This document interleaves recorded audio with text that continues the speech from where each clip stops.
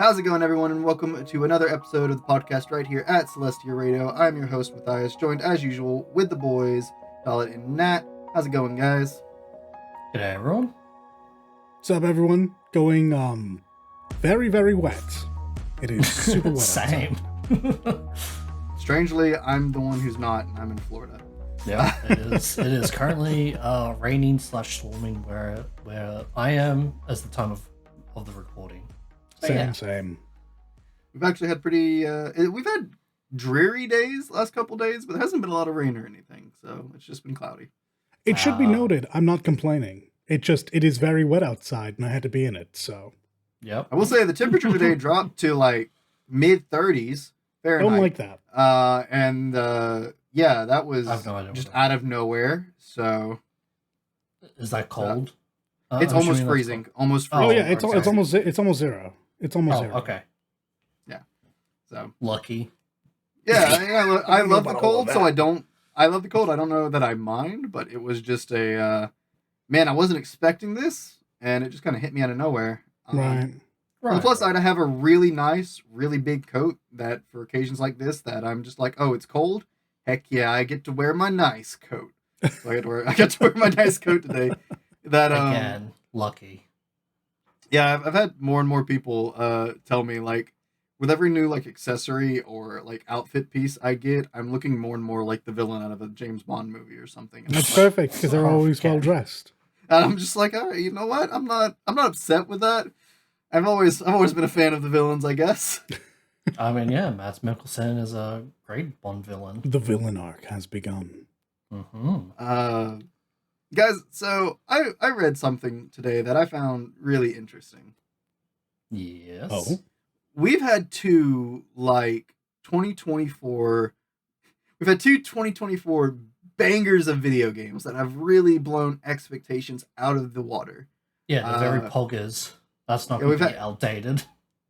We've had Pal World come out and Helldivers 2 now. Yeah. Mm-hmm. Yeah. Both of these games surprises. together, both of them together are the price of a AAA title. I know, it's insane. I hate that. And they're doing better than the AAA titles in their category. Hold on, Matt. It's not just a AAA title. It's one AAA title and one quadruple A title. Ooh. I was going to comment on that, but yeah, no. So for the price of one AAA title, you have two games that are blowing the others out of the water and kind of making a point that I feel like needs to be, restated and restated and restated.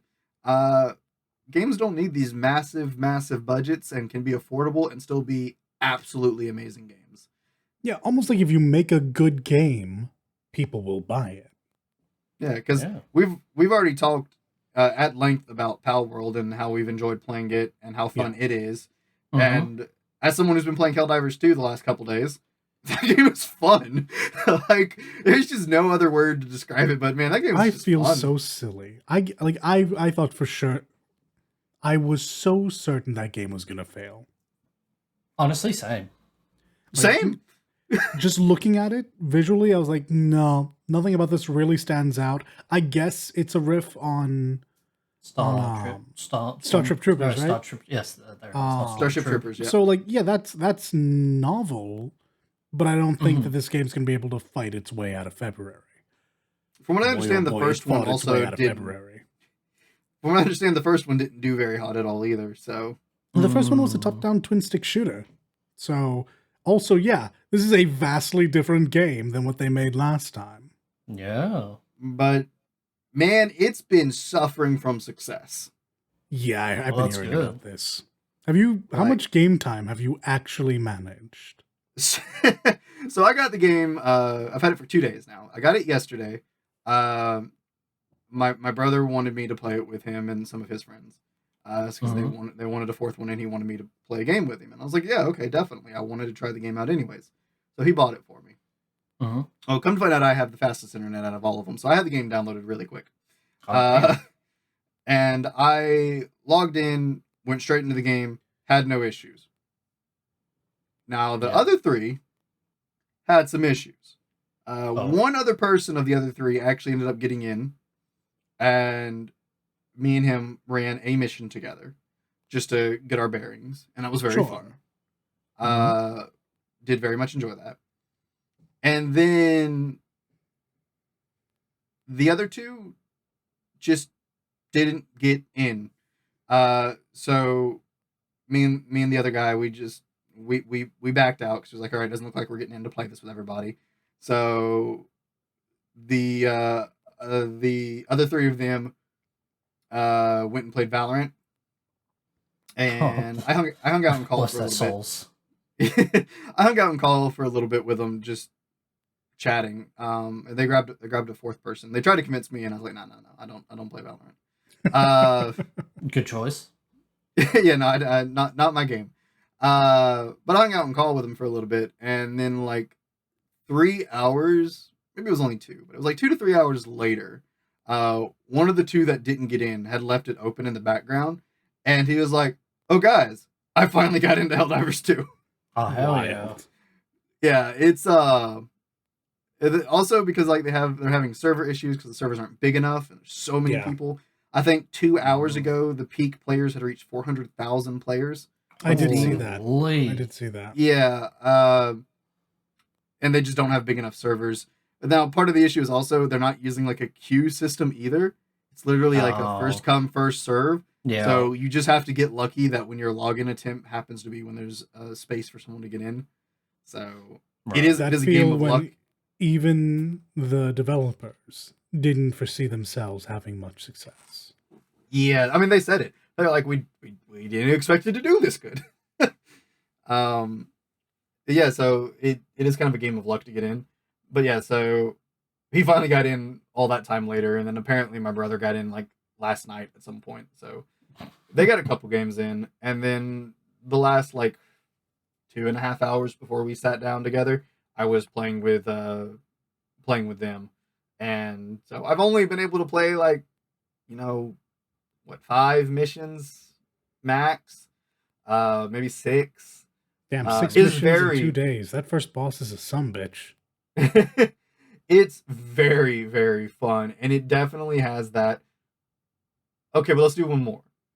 Okay, let's do one more. Yeah. Like it's quality. It's fun. It's just Yeah. very fun, and of course, I don't think I would enjoy it as much if I were like playing it by myself. It does definitely feel like a good get a couple friends and let's sit down and play a game kind of game. Like you definitely want to be with your friends playing this game. Yeah, play the satire game. Yeah. So yeah, I'm very much enjoying it. I'm planning to get some more games in this week at some point, hopefully. There's a lot more I could say about it, but that I'll save for another time, or if anybody wants to come by my streams and ask me questions, they can do that too. But we'll maybe after you guys potentially try it, we'll have a little bit more to say about it. But yeah, no. So both of those games together, the price of a AAA game. Kill the Justice League has been a world of issues at a AAA price tag. And then yeah, like Nat said, Skull and Bones. The developer came out. Was the AAA. That makes sense. Yes, Skull and Bones. The developer came out to defend the AAA price tag. And I quote: "This is not just a AAA. This is a quadruple A title. It is worth the price tag." And yeah, I don't know that I agree. I tried to get in to play the open beta on the weekend before it launched, but yeah, I couldn't even get into the game. So it's like, okay, sure. I'm just I haven't had a great experience with this game at all. I mean, I recently reinstalled Epic to do. I'm so sorry. To do some character modding in Unreal. Mm-hmm. Or is it Unity? No, Unreal. It's Unreal. Yeah. To do some character modding in Unreal. Mm-hmm. And one of the things that kept flashing up was play Skull and Bones for like a week or for like a month for free. Oh, God. And I literally looked at that and I just went, it's free. That's my favorite price. But I've had like 8 years to be interested in that game, and it's just gotten worse and worse as every year has gone by. Yeah, 11 years ago they had it right. Why just play an inferior product when you can play a superior one? Black Flag. Yep. Or Black Flag. It exists. Or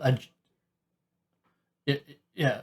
Or the joking choice, play Kingdom Hearts 3, The Pirate's World. Unironically, that's better. Honestly, probably. Oh man, Probably, is yeah. it? Yeah. Actually, to be fair, I don't like that series of events, but it didn't feel bad to play as. So I guess that's understandable. I think Pirate's World is the best one of KH3, but we're not talking about KH3, all right? We might be, but We will. Oh, we will eventually. but yeah, Skull and Bones is I just get more and more uninterested as it's gotten closer to release, and just more things Yep. come out and more things happen. Yeah.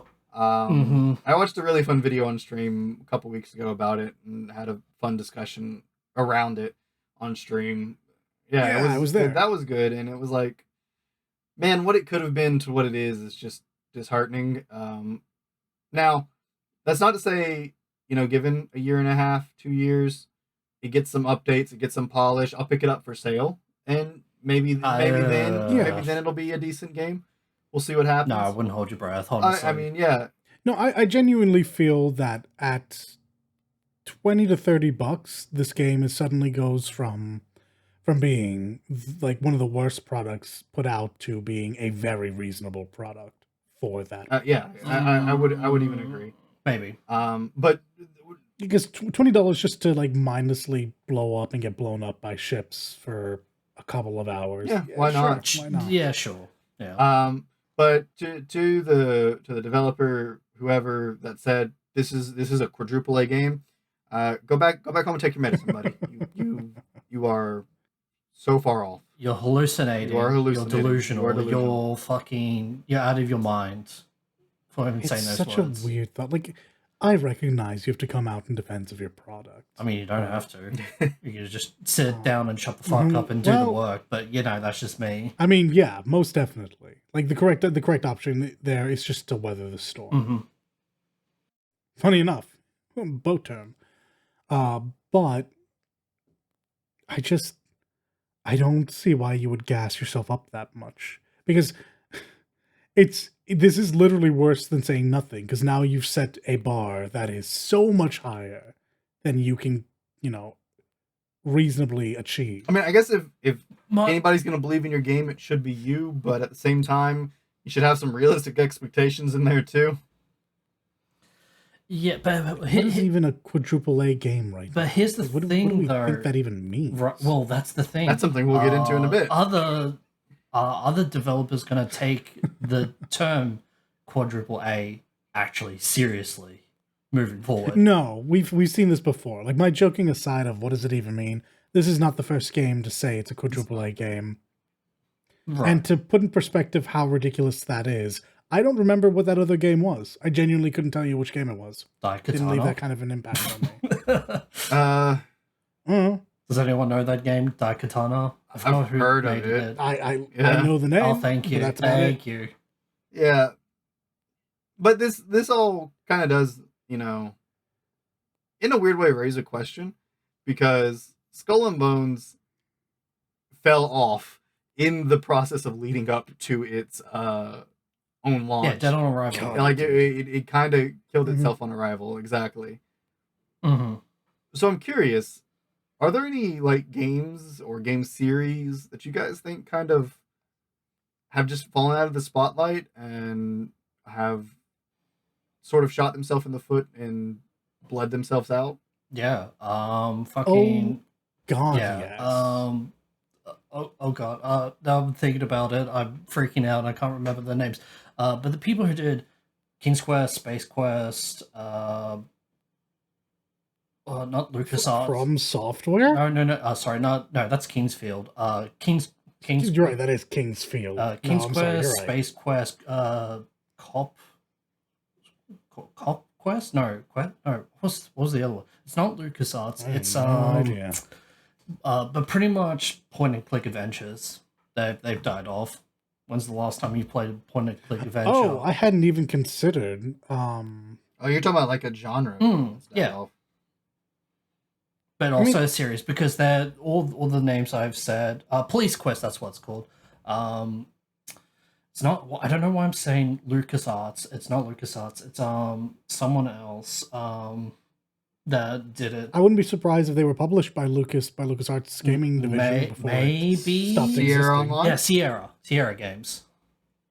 Yeah, they were constantly working together. Yeah. Yeah, that makes sense. Yeah, those died off because there's no modern point and I click. don't know if I necessarily think that's true. I think that those games didn't so much die. Maybe the series attached to that genre might have. Mhm. I think they evolved. Oh. Because I think point and clicks became the foundation of games like Resident Evil. Right, you're talking about like old Resident Evil. You're not talking about like the new ones, like the remakes. I think current Resident Evil, with the exception of like a game like 6, which was mostly an action game, Yeah. still retains the puzzle solving aspects. Okay. Figure out the puzzle yeah. of the venue, get the key, use key to open door. Open door lets you get into boss fight. Right. It is one of those ones that you could look at it from the angle it's died. You could also look at it from the angle it's evolved. Yeah, no, So for I sure. think that one is kind of a outlook on it. Like, if you, I guess it's, do you want the more optimistic outlook of it's evolved and now it's just a little bit more in depth, a little bit more advanced, maybe. Okay. The actual point and clicking is absolutely dead. You are correct. Yeah. No two ways about it. Yeah. So in that regards, yeah, it fell off. But like Matthew said, yeah, I just took the more optimistic approach, and I've always just considered Resident Evil in the games that would use Resident Evil as their base, original Devil May Cry, and games like maybe God. Okami. That doesn't feel quite right. Games like that, Yeah. where the idea was to find the thing to allow you to progress as the logical next step in the evolution as we've gotten more advanced. And, No. it's always possible for That makes a sense. genre like that to be revived with a good enough game. Look at for sure. what is I can't remember the name of the genre, but look what Hades did. Oh well, Hades, Yes. Like that's an entire genre that was kind of becoming fewer and fewer and diminishing, and then there was the massive success of Hades and how well it was received and how good it did, Hades, and how Dead Cells, and how fun it is. else? And now I can't remember the name of that genre. Dalit, was it roguelike? Thank you. Is it? Yeah, like now roguelikes have exploded. You got like like a quote unquote AAA roguelike and something like Returnal. Then you've got roguelikes in your AAA non-roguelike games like the Valhalla DLC for Ragnarok. Yeah. So that was nuts. Yeah, roguelikes have just seen a boon since Hades. So I mean, it's always possible for those like genres to be revived. It just takes a good enough game, right, to like revitalize and revision it into something really new and really enjoyable. And frankly, that point and click kind of fell off is surprising because it works the best at low budget games, right? Games that I think are a genre that kind of has become visual novels have taken over that, right? Low budget, tells a story, have a bit of fun, Doki Doki Literature Club, and other VN games. I'm sorry, I don't play visual novels. Fate Stay Night, Kawaii, Shoujo. Well, yeah, Fate Stay Night and Persona, I guess, count to some degree, but they have so much money. Fate Stay Night is a visual novel. Like, the original Fate Stay Night is a visual novel. Sure, the original. Yeah. Sure. But what it's become since then. Yeah, what it's become since then. But I mean, I was referring to the original when I said that. So fair. And then a lot of Type Moon stuff. There's a lot of Type Moon visual novels. You got Clannad. You've got all the ones that Clannad is based off a visual novel. Yeah. Oh, I'm sorry. I took away the wrong thing. Fair. I'm fairly certain on that. No. You're right. I just thought you were saying Clannad was Type Moon. I'm like, that's no. Sorry, no. I was expecting. No. But no, these are genres of games that really do work best at low budgets. It's why we see like a lot of indies can make use of these. So I can see a high budget point and click adventure happening. But who would be interested? Well, I say high budget, but I mean like an indie company with a bit more budget than nothing. Right. Because it's just another avenue of telling your story. Yeah. Now I will say I would love another Gabriel Knights. I will say, because it's semi-related, how roguelikes have seen that revision. I am surprised in a genre that it never really saw much of a fall. It's always been kind of consistent and always kind of put out. You always, like, every couple of years you'll get a good title in it that just keeps the genre of game going, and that's Metroidvanias. Yeah. Like that Yeah. that genre never really went anywhere. Like, it's always been there, and it just every couple of years we get a new one that's really good, and it just breathes life into it. This year we're supposed to be getting Hollow Knight Silk Song supposedly, so Don't hold yeah, your breath. finally. yeah. We've been saying that for the past like 5 years. How I many- swear. It's exactly Yeah. 5 years. It was announced this month 5 years ago. Of course. So, There we go. but it's supposed to come out this year, they say. So we'll see what happens. It's interesting. For as long as that game's been delayed, I still actually think that game's going to come out and be bonkers good. Oh yeah, me too. Because I'm it's got super stoked such a for it. strong foundation. I'm super stoked for it. So Yeah. I mean, Also, but I the mean, main character's just really cool. yeah. But I mean, 5 years compared to something like 11 years, it's True. it's not that bad. So I mean, Hmm. and it's also the company has a lot of good faith, I guess, because of their previous products. Which Hollow Knight was really good. Yeah. It was surprisingly good. that doesn't mean anything. We've seen a company with good faith deliver a subpar product before, but I don't think True. I don't think True. we'll see Yeah. that here. No, I think this will actually just be more of what you loved. Agreed. Yeah. So, So Um, anything else, Nat, you think has fallen off, or Dalit? Dollar can go. I have a question, or not question. I have an answer that sort of undermines the question a bit. I don't really. When it comes to series that I think fell off, I think, at least for me, it's just easier to talk about what studios and publishers have fallen off. Like Ubisoft. Because at this point, I find if I don't like a series that's being made or published by a certain company, I'm probably not digging the rest of their catalog. Right. And for instance, we'll just start off with the obvious one. Not a big fan of Ubisoft right now. Mm-hmm. Yeah, no, I agree with you. Obviously, I think Skull and Bones is an abject failure. Mhm. I don't think Assassin's Creed has been any good since like Syndicate. Mirage was very Though- well received. Though, exactly, I didn't get my hands on Mirage because last year was so insane with the release schedule. Again, they Oh. showed you can release a really well reviewed, really well done game with a decent budget, and that one had a decent budget at a less than AAA title price. 'Cause Yeah, it came out at and $40, I think, and it was Make Oh. no very well mistake, done. I have every intention of playing that game because that hails back to a time where like I really enjoyed this. I enjoyed the series. I enjoyed, like, everyone was saying how samey it all was, and they were right. But I liked that. Hey, if it works, ever why- since why they, change like- it? Yeah. Right. Ever since they really took up open world, and I guess 4 was kind of that way, but 4 was just handled so well it didn't feel that way. Right. But specifically when it came to like, I only really like Far Cry 3. I found that 4 and 5 are You are and generally the 8 same billion game. people else as well. Well, this is my point. Like that for me was fun the first time, and because it was the same for the next 2 games, Mm. I wasn't as enthralled with it. Yeah. Like, I like Troy Baker as what's his nuts, the crazy bad guy in 4, and Giancarlo Esposito is holy shit, he's amazing. But I wasn't interested in the game. Yeah, there was no invigoration with the gameplay itself. Exactly. It was just like, I here's more, really liked more 3. graphics. There you go.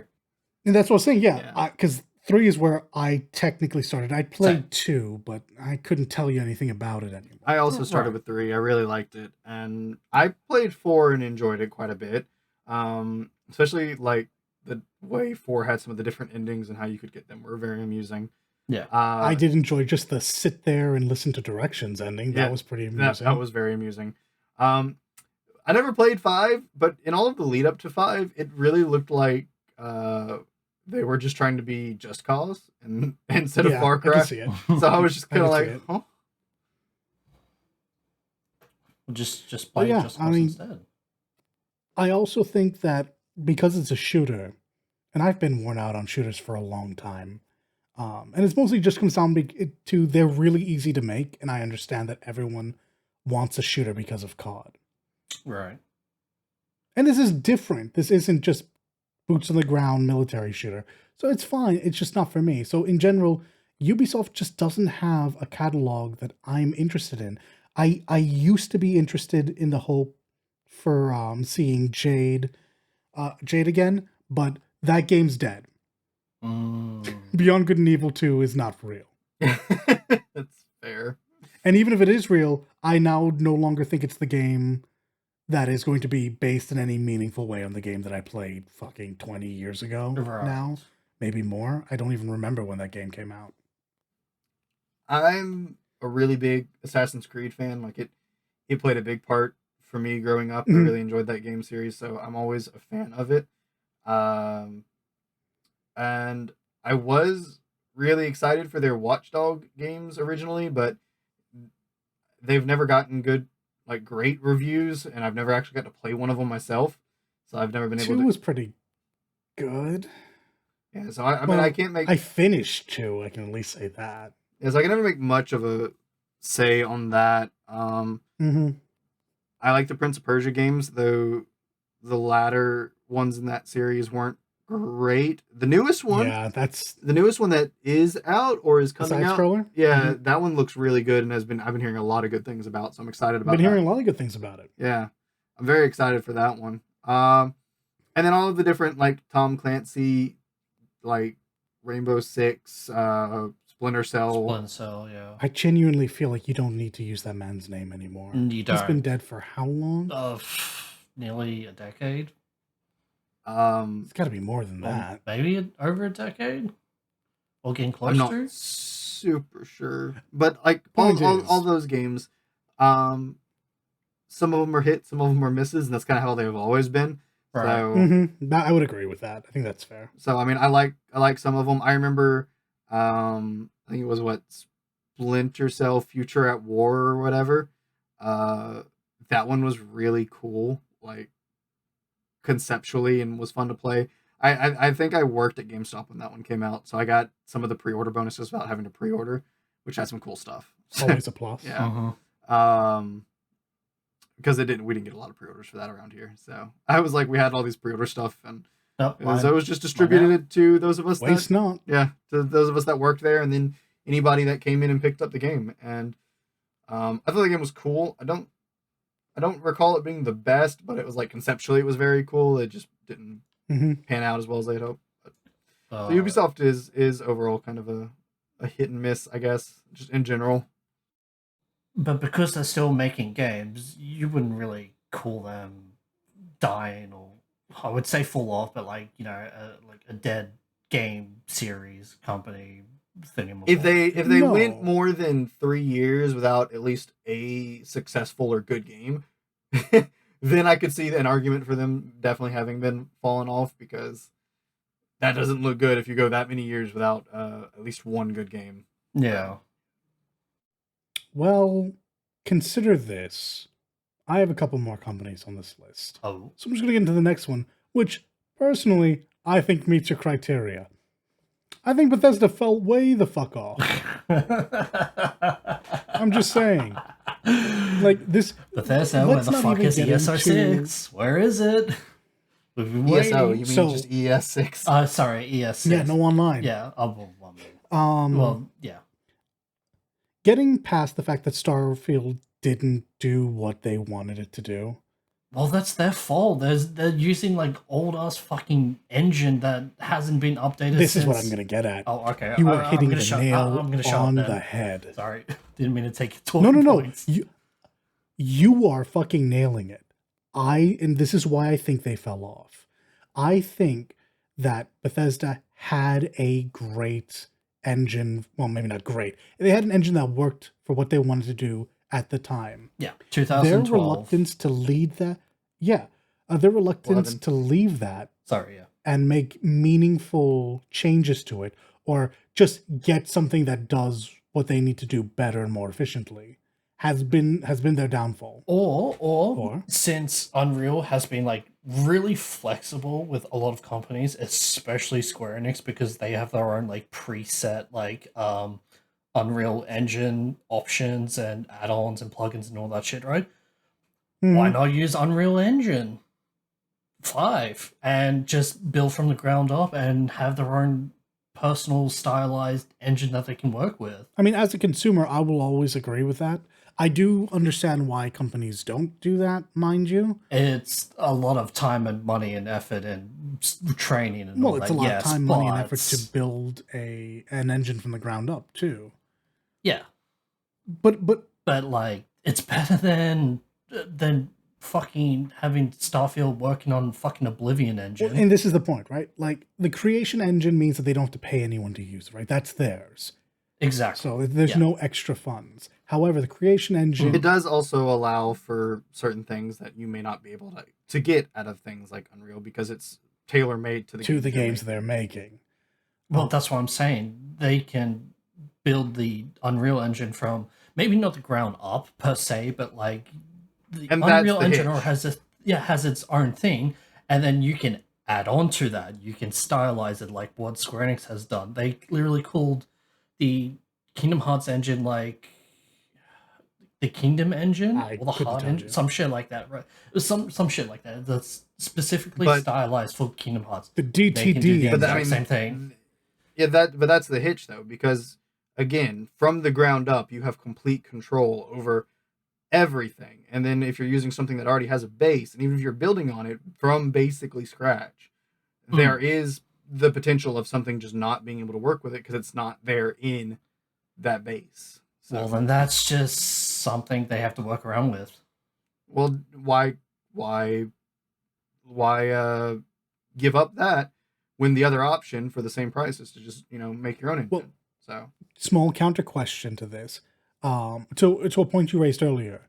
Do they keep using the creation engine because it does what they need it to do, or do they only do what they do because of the limits of the creation engine?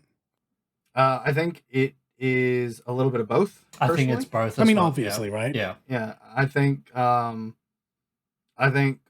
of the lack of success to Starfield comes down to the second point. But I think the genre and style of games they make is the first point to that. Yeah.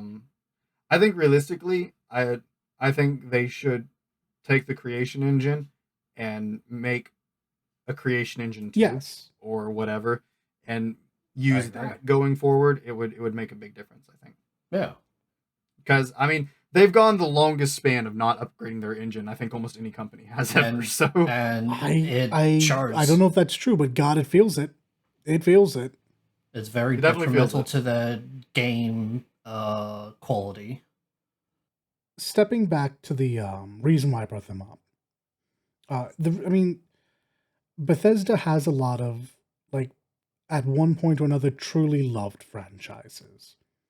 And the reason why I've put it on this list, for myself at least, is because I went from being pretty excited about Elder Scrolls 6. I'll be honest, I never really gave a shit about Starfield.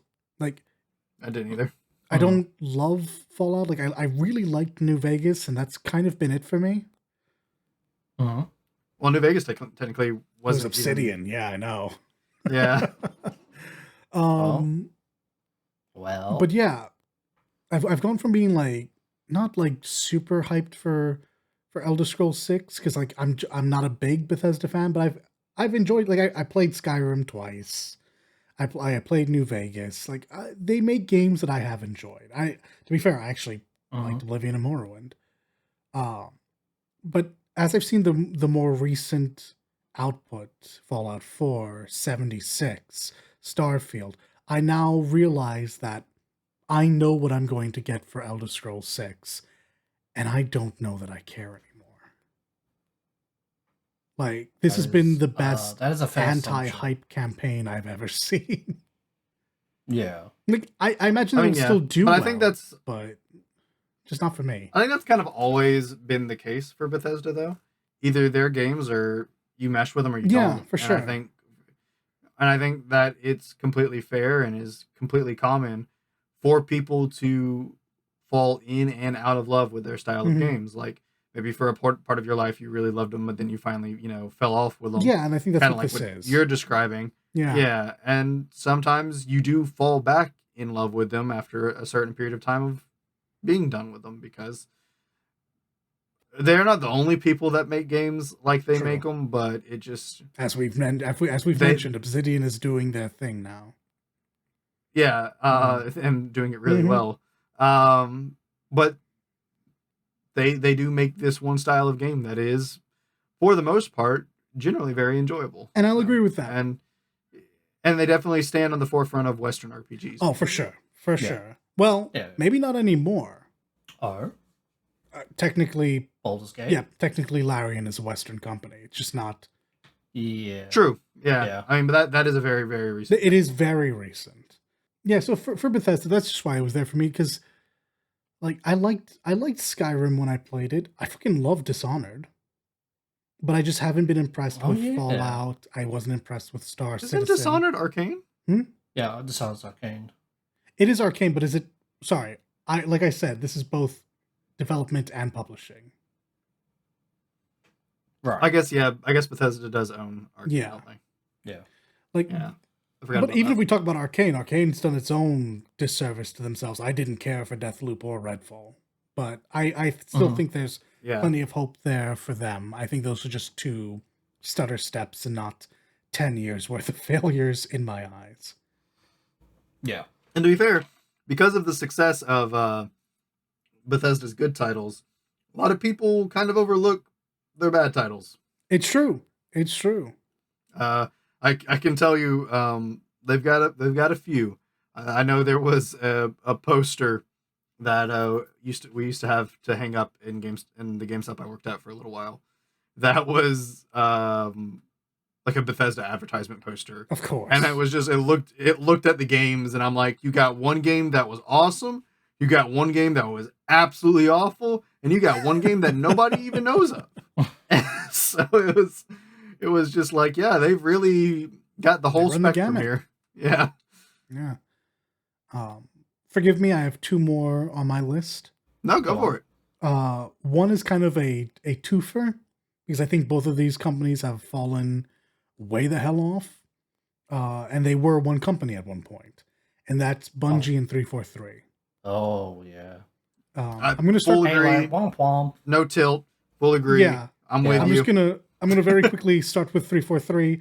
Like, these are the Halo guys. Halo was a Microsoft game at a time where I had PlayStation that genuinely, because I was so young and I could only choose one, I genuinely was jealous every time a Halo came out, because I couldn't have that. Like, I'm in the same boat. It's just like I would live at my friend Will's house and we would power through that. I have like some of my fondest gaming memories are chilling in the middle of summer in sweltering heat in a beater and shorts, going through heroic in Halo 2, losing our fucking minds. Yeah. Shit's fucking awesome. Halo's an iconic series. Halo, since what is it? Since 4, it's felt like everything after Bungie stopped making them. Yeah, pretty much. Like 343, like it's hard to say like they fell off, because I don't think they've had a success yet, but they definitely, like Halo, they've caused Halo to fall off. Yeah, Halo Infinite is not exactly the greatest of shooters. Just so. I do appreciate that they made the multiplayer free to play on that. So for the people that do just really love Halo multiplayer, you can just download it and play. That was a really cool call, and I will say this though, I was butthurt at the launch, and it's why I have put 0 amount of time into Infinite. I really only want to play one of 2 modes, and my favorite mode is SWAT, and it wasn't there. How did you all not include SWAT at the beginning, guys? Yeah, that's a miss. That's just a miss. But you're right, it was a free multiplayer that was very cool. I enjoyed that, and even if their monetization was kind of iffy, they had so many other things to worry about that it's hard for me to mark that against them at this point. Like they failed on so many other counts. I just don't care to mark them down on this one. I honestly feel like a lot of the people that play Infinite and just play Halo in this point are just the people that have been longtime Halo fans, and they're just true. Probably they're just trying really to coping. Yeah, they're just trying to re-feel that joy they felt when they played the old Halos, And I get Well, it. don't do they that. probably play the old aren't. Halos then. Don't play Halo Well, yeah, but Infinite. you don't really get much of, even though Master Chief Collection has a multiplayer, it's still not the same experience. Yeah, like there's like they're lost at a time that doesn't exist anymore, and Yep. I understand. Like I said, those are some of my fondest memories. Yeah. Mm-hmm. I remember like when I was like 13 or so, having a Halo LAN party for one of my birthdays. Yeah, It was for sure. Yeah. It was just so sick. It's Yeah. so good. Halo was like peak fucking co-op like game. No, Just it was period. great. Yeah. Mhm, Like, mhm. however you were doing it, LAN, online, just you versus someone 1v1 me in Blood Gulch, it was sick. Mhm. Yeah. Mhm. Always. And then Bungie would move on to make Destiny. And I think I'm a bit softer on Destiny than a lot of people. Specifically Destiny 1. Fuck Destiny 2 from the word go, by the way. Yes, I agree. I think there were a lot of good ideas there that they just weren't prepared to fulfill on. And as the game kept going, we got more and more of a feeling that they could do something. But because the release dates were so wide and like there was just no end game whatsoever, it was a very. I don't think that was an issue in Destiny 1. I don't remember that being an issue. I want to That say is definitely an that issue with was. Destiny 2. It was a little definitely bit. in Destiny 1, I'm pretty sure. Oh, maybe it's because I like, was so on and willing off. to do PvP though. Yeah, if you're willing to do PvP, it may not have been as bad. I do remember playing Destiny 1 because I was very excited for it, and I do have overall I have a positive opinion of Destiny 1. But I played through the story of that game and I really enjoyed the story. We'll say that. I did like it. Mhm. But then you got to the end of the base game story and it's just like, man, I want to know what happens next. It turns out, did you though? Did you? And I never got to find out because there just wasn't enough to do to retain my interest Oh, before the DLC came out. So by the time the DLC came out and anything to do with story was added to it, I had long since stopped playing because there was nothing to retain that interest. I didn't care. And so I was just like, okay, I guess I'm done. Let me go play Final Fantasy or whatever. for sure. Yep. So Yeah. it's just, yeah. So I never got the story for the rest of that. And then going into Destiny 2, I was like, oh man, I never got all the story to Destiny 1. And then Destiny 2 just, I kept hearing about problems and issues. Sunsetting. And yeah, and I was just like, oh, maybe I don't want to keep going with this. And so I never bothered. I did download it eventually when it became free and played for all of like maybe 5-10 minutes. And I'm like, Checks out. yeah, they have the gunplay, they have the gameplay. It's definitely a fun gameplay, but the game itself just isn't. It just isn't it. Yeah. Mhm. I mean, Destiny 1 was shaky at the start. I'm happy to hear that you enjoyed the narrative. I thought it was Bland, more good boring. than bad, but I think that there was a lot there that was missing, and most of that comes down to, like I said, they were ill prepared on certain things. The whole lore cards was a terrible look. It definitely wasn't a perfect narrative, but Yeah, for sure. I've always then been we- somebody who goes easy when it comes to stories and stuff. So Right. I mean, it just needs the baseline to interest me normally, and and that's usually just that's enough. It's a small Mhm. shame that it didn't keep you because Taken King was great, like genuinely, and Rise of Iron was astounding. It's a shame that Rise of Iron isn't even canon, apparently. Holy shit! No way. What the fuck? Really? I mean, I heard it was good. Definitely was interested, but it was just like I had just long since put the game down at that point. I just never Mhm. really saw a reason to pick it back up. And then, God, yeah, so Destiny these 2 from games- word go, I just thought wasn't very good. Like, obviously, all of Rise of Iron just clearly never happened, which was a Right. shame because that was my favorite expansion. Like, I will give Taken King all the flowers in the world. Rise of Iron was just like the best for me. Right. Yeah. And a lot of the quality of life that happened in that expansion just didn't come over to Destiny 2. Destiny 2 was pretty much immediately monetary focused, or poorly monetized at least. And then as the game kept going on, it kept cutting out more of itself to the point that I think there's stuff that's been in the game's vault longer than it was ever out. Hmm. And like that, and Bungie as a company has shown me that this was them. Like, we were so quick to blame everyone around them because this couldn't be Bungie. Bungie made Halo. These are guys who understand what we want. Yeah. Then they broke away from everyone, and they were still doing it. And then they joined up with Sony, and they're still doing it, and they're having a bunch of problems. And yeah, so to me, 343 as a company has failed Halo, and Bungie just kind of has fallen off as a company.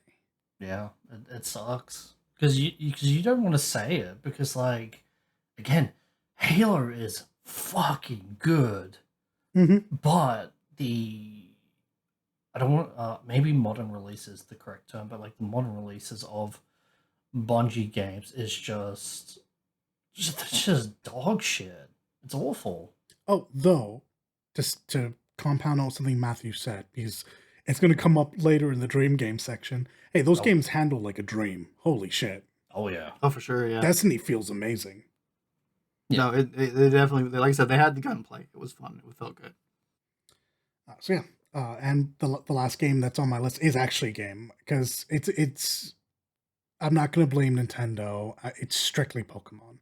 Pokemon has fallen, like, it gets better every time, and yet I just care less and less every time. I've tried. I've given it a chance. I've gone back to it in the new era, and That's fair. When I think of this question, and because I've thought of it for a while, but when I think of this question, there's only one thing that comes to my mind, and it kind of prevents me from thinking of anything else. But when you say that, Pokemon is very much a good answer, because I think the same thing. I got really uninterested in, I think I've told the story before on podcast, but I got really uninterested in Pokemon by the end of Gen 5. I was just like, man, I'm not super into it anymore. I'm kind of losing it. Gen 6 came out, it reinvigorated all of my love for Pokemon, and I'm like, holy crap, I love Pokemon again. This is so much fun. And then all of that love they rebuilt up. They released Sun and Moon and just killed it all. And I just lost it. I lost more interest than I gained with X and Y, and it was just. And then since then, I keep picking up the games. I keep putting them on my shelf, but I haven't played them. They're just there. Yeah, it just seems like every step forward is like, for once. Usually, when people say it's a step forward and 2 steps back, I'm like, not really. Usually, it's like a step forward, and then they just sidestep for 6 years, and you get bored of what they're doing. This genuinely does feel like every time they take a step forward with, like, this great idea. Mega's peak of the series, best idea they've ever had, for sure. Yeah, for taking what they had and just reusing that in a new thing. No, immediately step back and have tried to recapture that lightning in a bottle for no reason. Yeah, with fucking Zebras and Dynamax and exactly, and they've all been not as good, straight up. Yeah. Or they've been either it's the theory has been not as good, the tech has been not as good, or just they've been too busted, or it's lame. It just hasn't worked as well. When they found something on the first go, I think. Yep. That was so rock solid. It was. And everybody was questionable at first, but once they got their hands on it, I think it was a unanimous, yeah, we love this. It's cool. Yeah. And they're too proud to step back to it for whatever reason. That's like the correct description, is that they're too proud to go back to it for some fucking reason. I don't know. Like, I do believe that every iteration of Pokemon, there is at least one step forward into making a good Pokemon game, but like they do just fumble the rest of the fucking games. Like, it's baffling to me, because like I've mentioned this to you guys. I don't know if I've mentioned this on the podcast. I probably have, but being able to physically see your EV, your effort values, is a good thing. Oh, I thought you meant the Pokemon. No. That's why I had to re-say it. But your effort values, being able to see those stats, is a good thing. But then you've got just the whatever the fuck, the Pokemon engine, and it being on Switch, just running it at like 12 FPS, and once you're in the battle it's like 2 FPS, and then the Terra list, and just it's so I used to complain about the Switch thing. I used to say that they put it on the Switch is ridiculous. It's not the Switch's fault. I'm now anti that argument. The Switch is not helping, but I want everyone to remember Xenoblade Chronicles 3 came out on the Switch. Yes, and that is good. Tears of the Kingdom came out on the Switch. So Bayonetta 3 came out on the Switch. There's no reason for a game like Pokemon to struggle when those games can get through. And I'm not saying that any of those games were like solid 60 frames, buttery smooth, but they weren't Sword and Shield. Oh god, yeah. And Scarlet and Violet, whilst better, still chugs. Well, I will chalk that up with lazy devs, honestly, but you know. And this is my point, right? Like, getting on, my biggest issue with Pokemon right now is the lack of innovation. And I think we've really been shown this by Palworld. And it's an absolutely unfair comparison because they're not even in the same genre of game. But it does show, if you were to take Pokemon to a different type of formula, you could see success. And if you're willing to put in the effort on making a good game first, no one would give a shit that there's not 400 Pokemon in the game. If you told us there can only be 100, but we're going to polish the shit out of this game, I genuinely don't think people would have had an issue. 100 unique Pokemon, by the way. I don't want fucking Gen 2 all over again, where 95% of the Pokédex is just Gen 1, and then you have a couple of new fucking Johto Pokemon. 100 new Pokemon, I don't please. care. I don't care if they give us 100 Pokemon strictly from Gen 3. No new Pokemon. Oh, God. If those Pokemon look better, make actual use of 3D and animations, and actually can do something in the world other than, I don't know, break a rock from their Pokeball, I'm good. Right, yeah. I don't know. It's just Pokemon's weird. I think Pokemon has lost a lot of polish. Or I might even go so far as to say it never really polished the features that it could have, which isn't strictly speaking true. They've made small adjustments that definitely have added some polish. But I think they could do much more. And I think they're so caught up with making more merch to sell that the games suffer for it. Yeah.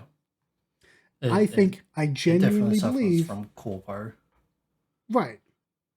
They're riding on the coattails of their own success and not really wanting to 100% they're stretch out resting of on that, their laurels.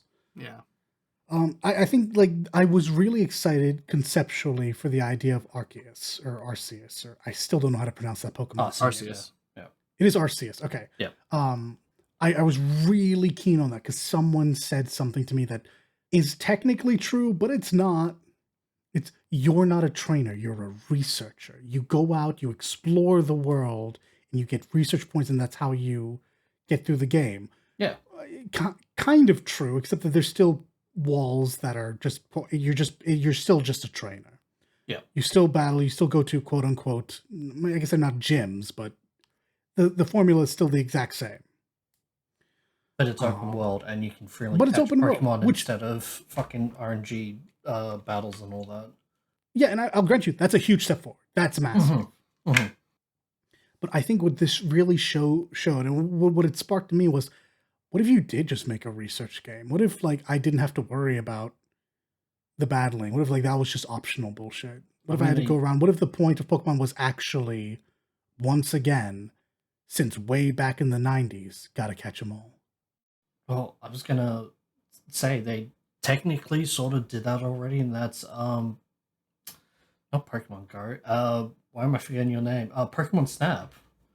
I mean, you don't catch them all, but like you can interact with Pokemon with different objects and capture their different reactions and habits. And I think that's a very good reception, to be fair. So. Yeah, and Pokemon Snap for a long time might have been the most popular Pokemon game, despite not really being a Pokemon game. It was a camera game that just happened to have the models. Yeah, cute 3D Pokemon models.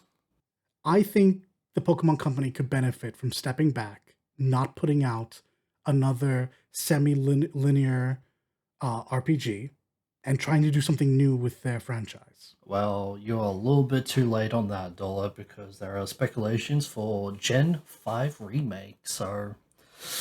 Yeah. Which one is Gen 5? Black and white. Black and white.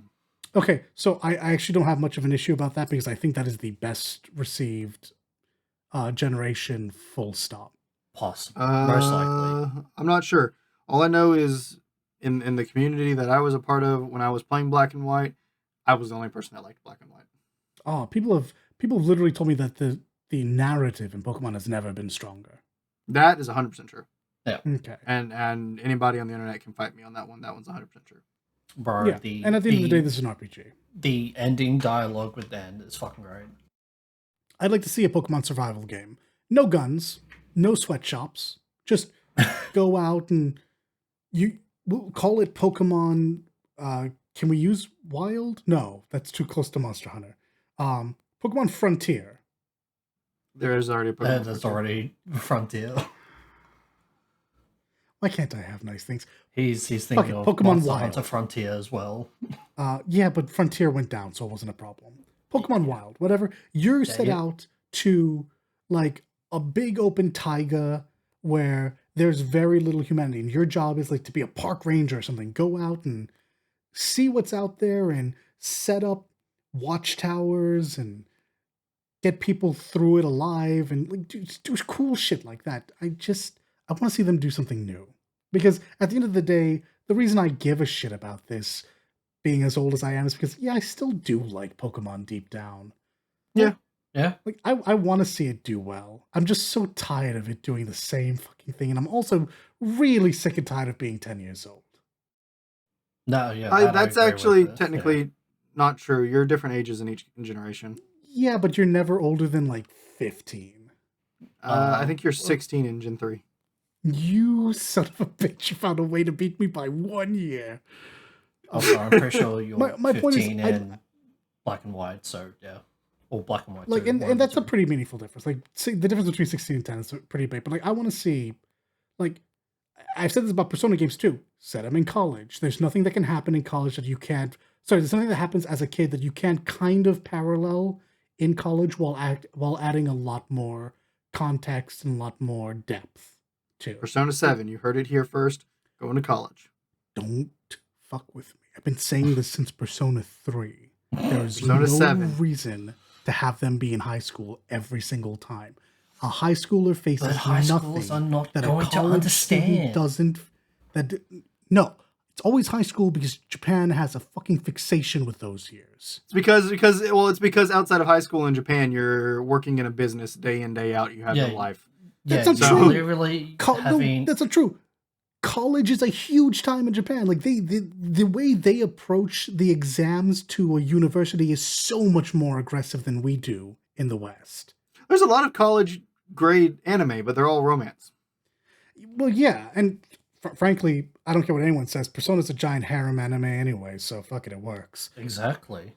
Like, well, see, that's just that. There you go. High school is the time of freedom, creativity, and adventure. College is the time of you better find someone or you never will. And then after that, you just have no life anymore. It's just all downhill. That's why Japan puts stuff the way they do. I get, and honestly, I mean, you say it that way, which sounds a little funny, but I genuinely think you've hit the nail on the head. Yeah. But I genuinely, I would love to see a Persona that deals with the trials and tribulations of adults, like proper adults. Like, I say college, what I want is like someone who's 25 and still hasn't like really found out what they wanted to do and is going through like a bit of a fucking nervous breakdown. I want that. I want that to be the flow, and I want them to be surrounded by people 25. who are. I do think Persona stops working after a point in your life. I do think that concept breaks down. Right. But I'm so tired of children. I'm so tired of the same themes. Persona 7, college. Why 7? Why aren't you saying 6? I have a reason for saying 7. But that is not a discussion for this episode. Yeah. Anyways, Persona was Persona. Goddamn, I'm not disappointed in Persona. Persona's been doing fucking great. Pokemon was my last one. Those are my big ones. Yubi has been super disappointing for like the last decade, with certain small exceptions. Bethesda has been unimpressive to me since Skyrim Dishonored 2, I guess. But first party Bethesda stuff has been a disappointment since like the initial release of Skyrim. Bungie and 343 have just disappointed me as the years have gone on, and the Pokemon Company has been a disappointment to me personally since like Gen 4. Right. Or 5, I guess. Yeah. That's where like all of my falling off has happened, and I'm happy I could take you on this ride, and you all had feelings of your own on it. I do enjoy that Nat brought forth the genre, and then you brought forth companies for the most part. Yeah.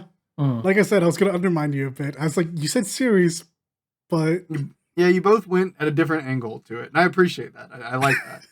I'm just makes me all the more happier in my choice of co-hosts. Because that was great points, both of you.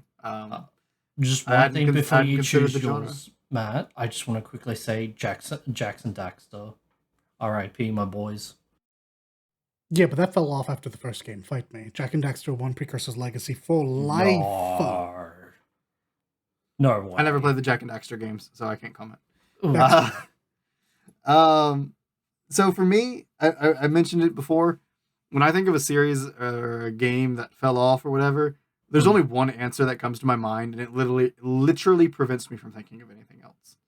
Because it's so predominantly in my mind. And that's Kingdom Hearts. I think Kingdom Hearts has fallen off the face of the planet. Jesus Christ. No, all right. Oh, all right, goodbye, man. I thought we weren't going to talk about this episode. That's wild. I think it died. I think it killed itself. It's fallen off. So. It's I think all the people that are super excited for 4 and super hopeful for 4 are just being optimistic and just praying and begging that to not be disappointed, and they're very likely going to be disappointed because it's probably not going to be what they want.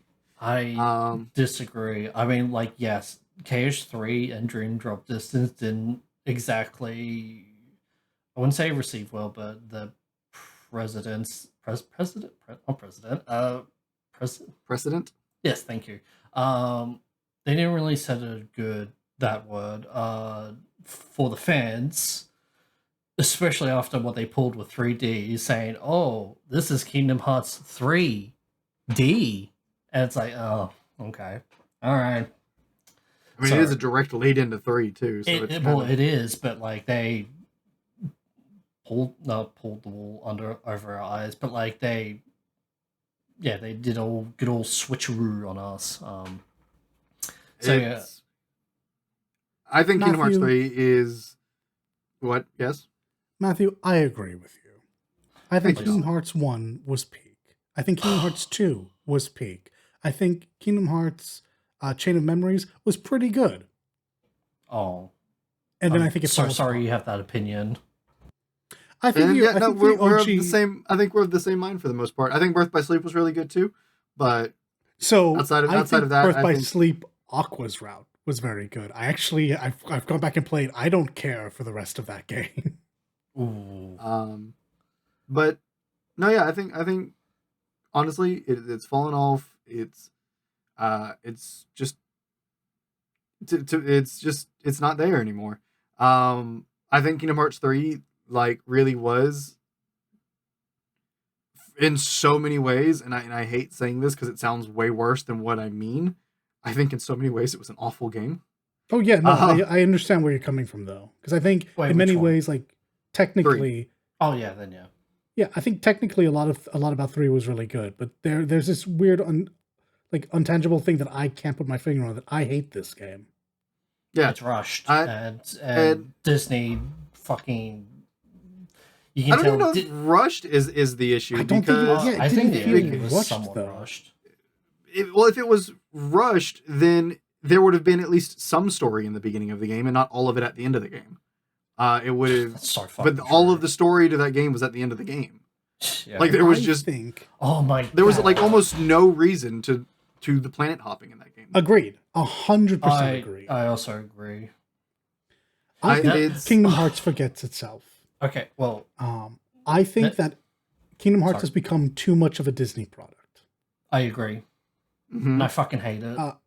And yeah, I think that just becomes more and more true as the series goes on. And I know it's strictly speaking an unfair thing to say because there's so many Kingdom Hearts unique characters, but this game was sold under a very different pretense. Yeah. This was Square Enix meets Disney, and what we got in the long run after Kingdom Hearts 1, in my opinion, but I guess technically Kingdom Hearts 2, was Disney characters and strictly speaking Kingdom Hearts characters. Yep. Which is fine.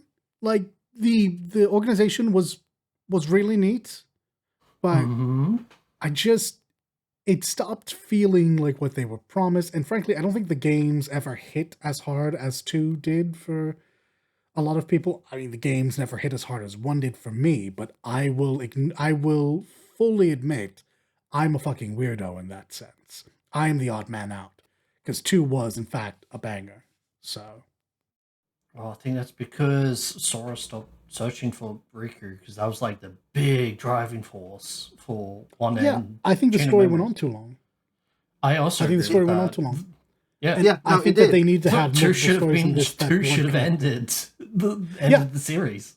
Well, even 100%. if 2 wasn't the ending, even if they wanted to do a third game, that's fine if they had actually ended it with the third game, but they did. Yeah, it's still going, by the way. It's still going. Yeah. Like this was presumptuous on the internet's part, but I believe, and this was a long time ago, so I could be very wrong. I believe the consensus that the fan base thought, because we knew we were getting a third game after 2, so because there was that ending at the end of 2. Yeah, the secret episode. Right. The pre-consensus that I think back then, and again, a long time ago, can't remember exactly. The pre-consensus was it's going to be 3 games, 1, 2, and 3, and then that's it. And if they do anything else with Kingdom Hearts, it's going to be new characters, a new story, whatever. But wait. And you've already fallen into a small trap. Yeah. It could never have been 1, 2, and 3 because Chain of Memories. Birth by Sleep, the fucking mobile game. Okay, to be fair, I am talking about directly after 2 came out. Yeah, he's talking about way back when. Even if we're counting directly after 2 came out, Chain of Memories. I'm only forgetting Chain of Memories. Yeah, Chain of Memories. And I think actually at that point, Birth by Sleep was already hinted. No. Yeah, yes. The secret episode. That's what. Because of the secret ending. Yeah, but I mean, even then, that's not those. Okay, 2 or Chain of Memories is literally just filling in the story between 1 and 2, which is true, 100%. Which was implied, and a lot of it was described into, but it lets you actually experience it. I don't know why they did it this way. Instead of just making Kingdom Hearts 1, Kingdom Hearts 2, Kingdom Hearts 3, and then doing all the other shit afterwards. Like, the fact that 100%, Chain of Memories 100%. isn't just Kingdom Hearts 2 is weird. 100%, but the... pardon me. But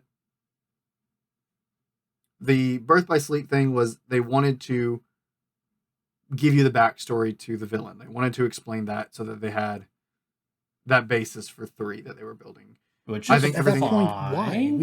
I feel like we had the basis. At that point we had destroyed we had to find the end of the world.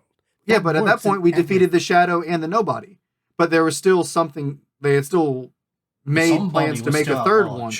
Right. Yeah. So they had to find a way to connect the villains, to bring it together. So that's what Birth by Sleep was there for. Even though I really wanted to be the end of the series, let's be real here. In terms of the overarching story, it was not finished, which is a bummer, in my opinion. So, but hear me out. Okay. Wasn't it? No, if you ended at 2, what isn't explained?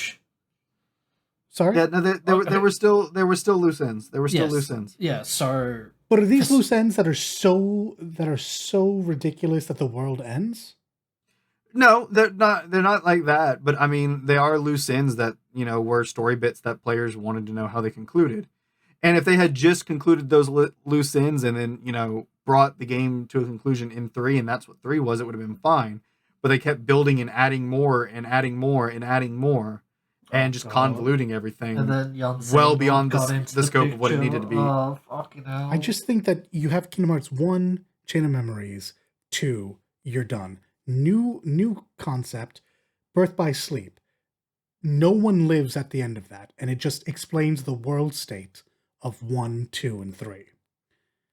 New game, you have Chi. That's a real game, its own series. Again, no direct impact on the previous stuff. It just explains a world state.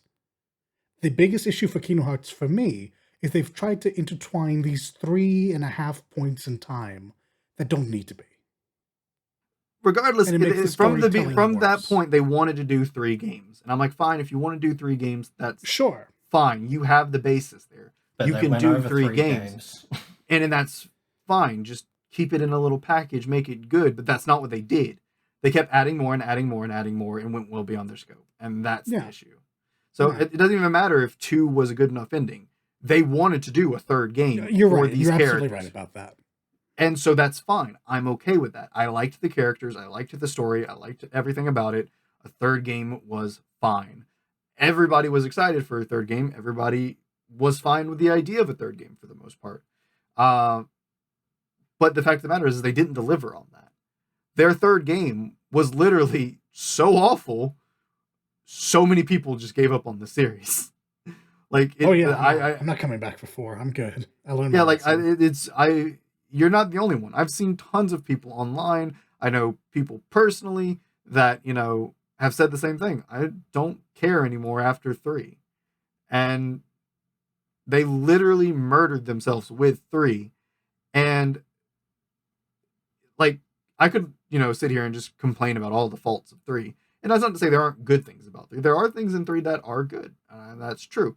But those are far and few in between.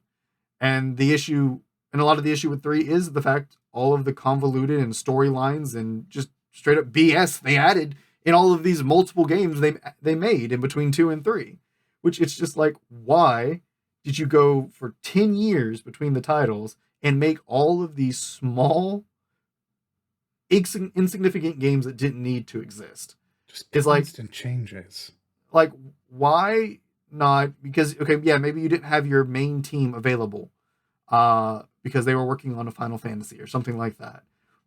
Why not have this small team that's doing these handheld games just start doing little pieces for 3? And so that when you have the time, little pieces are done, and then you can pick and choose and polish and put the game together then, instead of whatever the heck you ended up giving us. I was somebody who loved this series, and anytime I wasn't playing Kingdom Hearts, it was a series that was at the back of my mind, and it was a series I could play anytime. I was so excited for 3. I mean, I got 3 when it came out. I literally took one of my computer monitors, my PlayStation, and threw it into a bag, went to work, and then set it up at my work. So in between helping customers and stuff, I could play this game because I'm like, I wanted to play it. I wanted to know where this game went. I was like, nothing was going to stop me. I was excited for this game. But a week after that game came out, nobody was talking about it. Oh no, people were still talking about it. They were just saying how positively dog shit, how dog shit it was, and how easy it was despite playing on the hardest difficulty. That's only if you went to the places looking for it. It's like, I wasn't looking for it. I was just on Twitter and I just saw it. It just came up. I'm just like, nothing ever came up for me, and I lived on Twitter. Man, I don't know what to say because I was not looking for it. I mean, I've seen things for Final Fantasy come up 16 months afterwards. I've seen things for all these games, weeks and months after their release. Nobody was talking about Kingdom Hearts. I followed content creators that played the games. I followed, community posts and like fan pages for Kingdom Hearts. Nobody was talking. Probably because everyone was in a unanimously agreed that it was just shit. Yeah, people. It was because it wasn't good. Nobody wanted to talk about it. They were disappointed. They were upset. And the people that did like it, I feel really bad for, because there was some in that first week. There was some shit flinging on Twitter. Yeah. It was ugly. It's funny. My brother got his wife to play Kingdom Hearts recently. She'd never played them, so he because he's been getting her to play through the games that he grew up with and stuff. Right. And he had her play through Kingdom Hearts. She loved 1. She loved 2. She played them all. So she played the like compilation things that told the stories of the handheld games. Yeah, that's the best way to do it. She didn't mind 3D. She was just kind of like, it's not. I don't think it's bad. It's not great. She wasn't particularly upset with it, and I'm like, okay, yeah, that's fine. She got to 3, and her opinion was that was awful. She's like, I didn't like it. What was that? And it's just like, yeah. And then like me and my brother are like look at each other and like, yeah, imagine having to wait 10 years for that. And she's like, no. She's just like, no, that game was not worth that kind of wait. Yeah, it all comes down to what you said at the beginning. That game has a beginning and an end, and the middle is completely irrelevant. Absolutely. And that fucking sucks. And do you know the reason why the ending, not the end, the middle didn't matter? Because all the middle was, just in case you losers can't find 7 fucking lights, we're just gonna find 7 other lights just in case. That was the entirety of the mid game, and that's it. All that for like 20 fucking hours, and then you got to end game. It's like, oh, okay. On top of all the just random BS they threw in there, across all the different filler games, the power of waking or whatever that crap was. Oh my god! Don't get me started on that. Fucking hell, that power is not fucking. Isn't that kind of important to what's happening though? Yes, very very important. It's something that they consistent. Came up with. They came up with it in 3D. And they then ended up turning, and then changed it into 3 to be this like Mary Sue power. Like it just. I wouldn't say Mary Sue. He did kind of have to give himself up for it. Yes, only because he kept using it and using it and using it and using it. Because he kept using it in the unintended way, which is punished, which the natural order of the world or just. But I mean, here's a novel idea. Why write your story in a way that he even has to in the first place? Like it was unnecessary. Some of the problems that came up that required him to do this just felt so unnecessary to the story and so just shoehorned in. So it's just like you're just making issues to give a reason for him to use this power when they just don't make sense. It's to show you that Sora would choose himself over. It's to show that Sora would choose his friends over himself, despite the dangers of. Here's the question: did anybody ever doubt that? Did anyone ever doubt that? No. Forget whether you doubted it or not. Back in Kingdom Hearts, do we remember you're Seriously? Not taking Kairi's heart?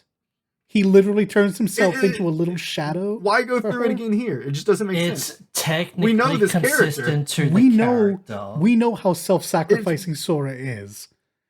What this was they wrote the beginning and the end, and they just filled in the middle as they needed to. If we do this, does it create a plot hole? How do we get out of this plot hole? Disney told Square Enix what to fill in. Then there's all the Disney stuff, which is disgusting. Like the whole Frozen segment. Like, look, I understand Disney technically owns all of these characters now. I get that. I don't need this explained to me. But we don't need a literal one-to-one recreation. And I understand that this is actually genuinely... We can take some liberties. Yeah, like this is genuinely a Disney game. So I expect to see something... I expect to see a Disney focus. But once you get like as far as we're just going to do Let It Go again with Sora in the background. It is one for one, and there's only 3 1-second scenes with Sora in that song. There is nothing changed. Nothing's changed. It blows my fucking mind just how... It's just a worse version because you can't get the same fidelity as a Disney Pixar film. Speaking of, there was, however, one world that I did appreciate the writing for. And it had nothing to do with Kingdom Hearts. It was just they made a sequel to Big Hero 6. Big Hero 6, thank you. Yeah. That was pretty well, technically, that they did 2 sequels, Monster Inc. and Big Hero 6 are the like unofficial sequels to those. I don't think the Monster Inc. one even hits nearly as close. Oh, and then it was also... But then there's also the issue of, if this was all a tight package, a story that was told and done with 3, okay, fine. But it's not. Hope you're ready for 4. Yeah, they added in new antagonists, new story threads, like a whole new bunch of stuff to start a series on 4. Is it a new antagonist? It's kind of implied. It's kind of implied, yeah. but No, we don't I'm only know. asking because I'm not quite sure who's still a bad guy. Because we had the guys from the mobile game show up, but they're not bad guys. And they're talking to Spoiler, who is no longer a bad guy. I can answer that. I can actually answer that unironically. Who the new bad guy is? Okay, because that confused the fuck out of me for where this was going forward, which I think, not to be critical, was actually the point. So the new, in quotation marks, bad guys or the antagonists of the Kingdom Hearts universe is 7 ancient darknesses that are 5 or 6 of them are trapped inside the foretellers. So not Ava, but Envy. I want to say Garu, Gulu. Wait, they're the bad guys now? Not them as a person, but the ancient darkness that they've trapped in their bodies are. And it's kind of implied that Vanitas is an ancient darkness. We just do not know if Vanitas is a rogue ancient darkness or not. So it was setting up a bunch of stuff for a new series. They introduced this weird Noctis lookalike character so that God, I fucking hate it. So that he can tell his story of Versus 13 that he wanted to tell, and yeah, 100%.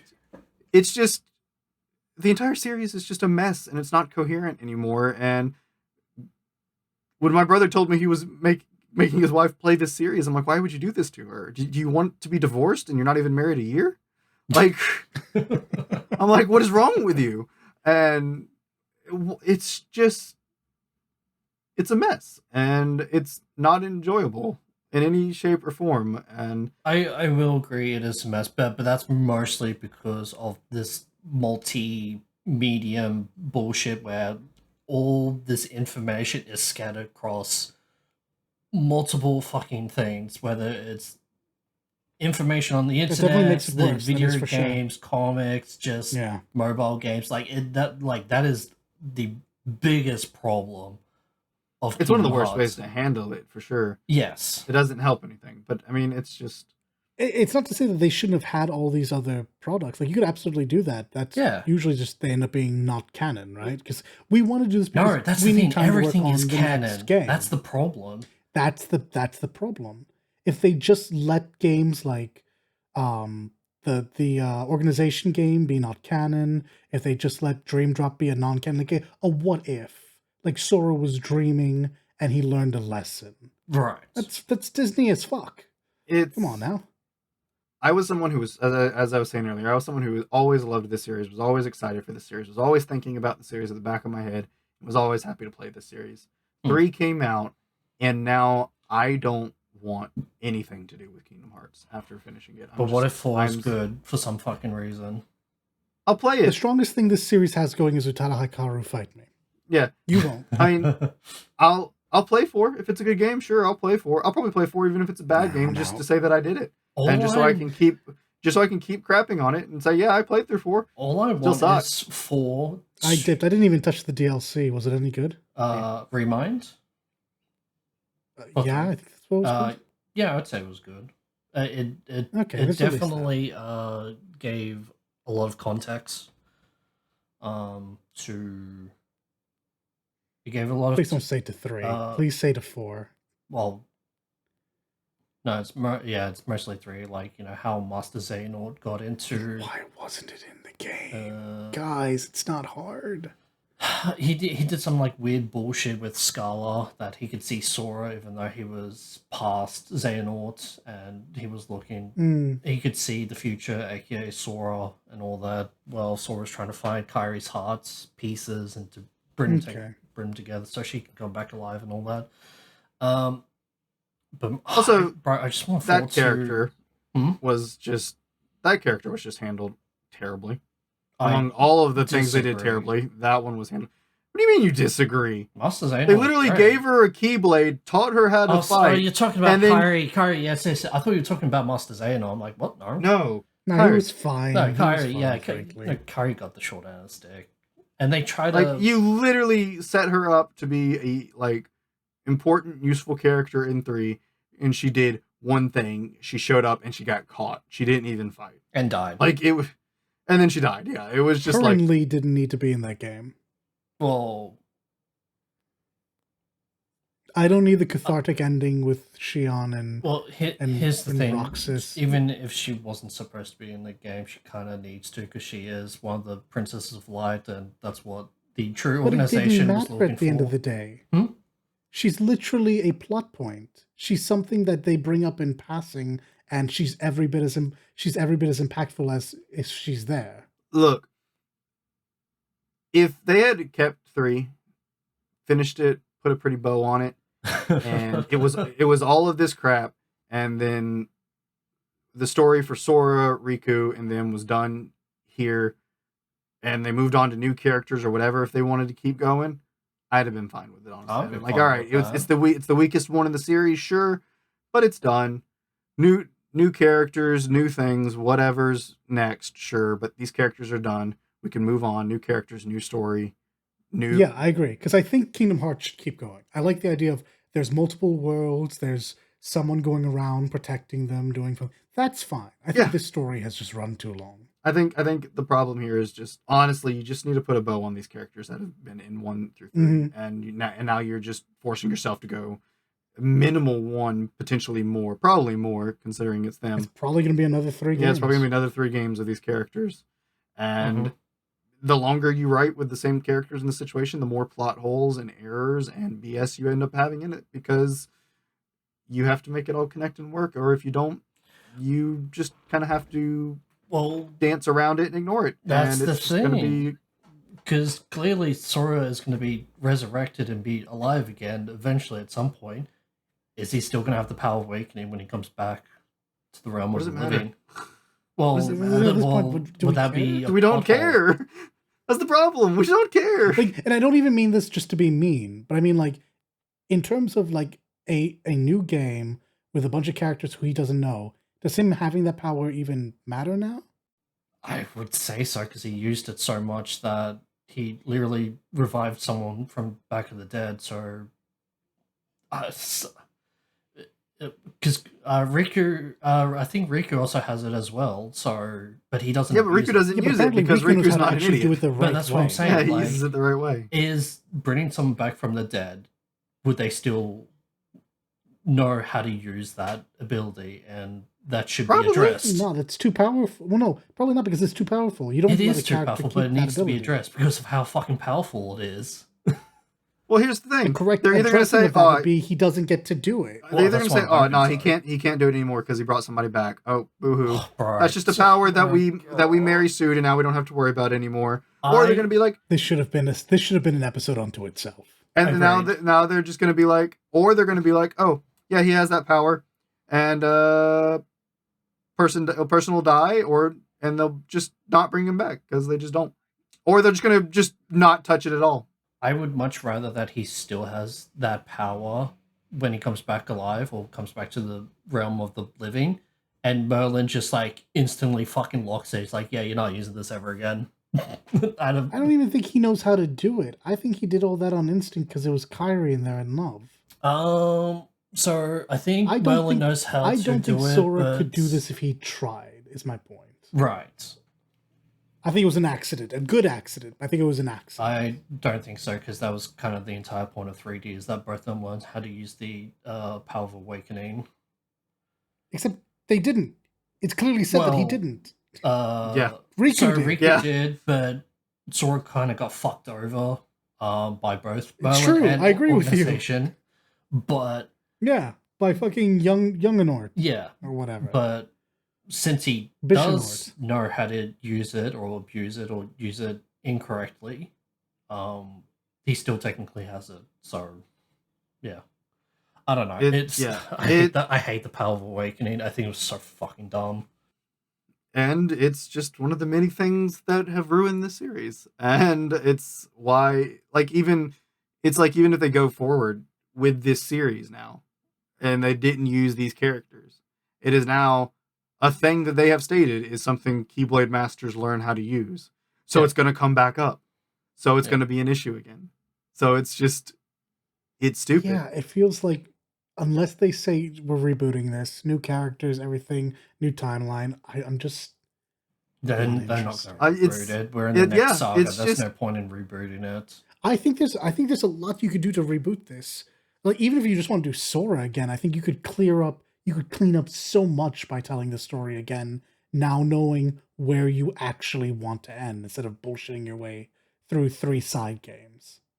4 or 5 side games. Yeah. I think they could tell a much cleaner version. I agree. I'm coming off as if I fucking hate Kingdom Hearts. I don't. I am this irritated because I like. Yeah, same. That's what annoys the shit out of me. I think that I liked it at one point. I don't think you can really talk this way about a game you don't like. I don't think it's possible. I just don't think you know enough about a game you don't like to be this. I liked it at one point, and it's because I liked it so much that because of what they've done to it, I honestly think I hate it now because I have nothing good to say about the games anymore, and I don't have any.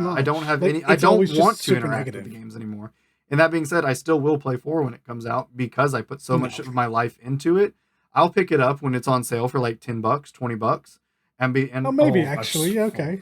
I'll pick it up, play it, and be like, oh yeah, this is still shit. This is still bad. I don't. I don't know. I don't foresee them being able to save this, and I honestly, if I try to think of a way, is there a way that they could save this and redeem this for me? And there's no answer. There's nothing comes to mind because I don't think there's anything they can do. I've said this about a lot of games. Sorry, a lot of series. Specific. This is specific to series. I think when a series gets too long and it gets this kind of jacked up narratively, you should do it again. It's gonna irritate a lot of people, and a lot of people are gonna see it as a cash grab. Yeah. But if you're willing to actually make changes and tell like the story start to finish well, I would happily play through this. I would replay through 1, 2, and 3 if you made it so that the narrative actually made sense and you cut out all the extraneous bullshit. Yeah. And then I would have more faith for the series going on if it actually if they did that, I would be able to give the series a second chance. I don't know if I agree with that because like Chain of Memories gameplay is completely not a dog shit. Whether you agree or not doesn't matter. But the narrative of it pretty fucking good, especially Riku's story. Well, I'm not saying they have to get rid of that. I'm not even saying they have to change the stuff that works. We're saying just the stuff put it all in the main games and don't. And frankly, if you don't like the gameplay of a certain thing, this is also the opportunity to change that. Yeah. Maybe we play through Chain of Memories without the nonsensical card nonsense. Maybe it's just Kingdom Hearts 2. Put Chain of Memories in 1 and just make that the end of 1. Chain of Memories in 1.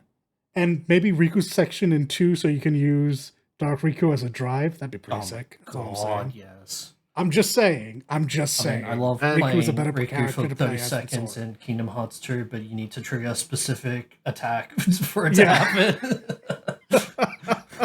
Yes, I agree with you, Dollot. This to say, that's my fallen off game. Like, for sure. It is so much my series game that's fallen off that I can't think of anything else because it's the immediate thing that comes to mind, and I just get very sad, very upset, very frustrated and disappointed, and I'm just like, I don't want to think about this anymore. But yeah, no, that we each had a different angle on this. Nat brought a genre, Dalit brought the companies, I brought a game, a series, and we mentioned we were going to talk about dream games and things like that, but I guess we'll save that for another episode because this is already a little long. So with that being said, we do appreciate each and every one of you out there for listening. We got passionate. We got into it. We had some good conversation and debate. So look forward to next time where we'll probably be talking about dream games instead of games that fallen off, being the opposite of this episode. But we do appreciate each and every one of you for listening and listening all the way through. And remember, guys, if you have something you want to hear us talk about or you have questions, you can use the hashtag AskCRP over on Twitter. We'll check that out and we will potentially use your question or topic. Of course, you can always leave them in the comment section over on YouTube as well. And if you are over on Twitter, be sure to give us a follow at Celestia Radio PD. And as always, we will see you all next time. Bye, everyone. Be good.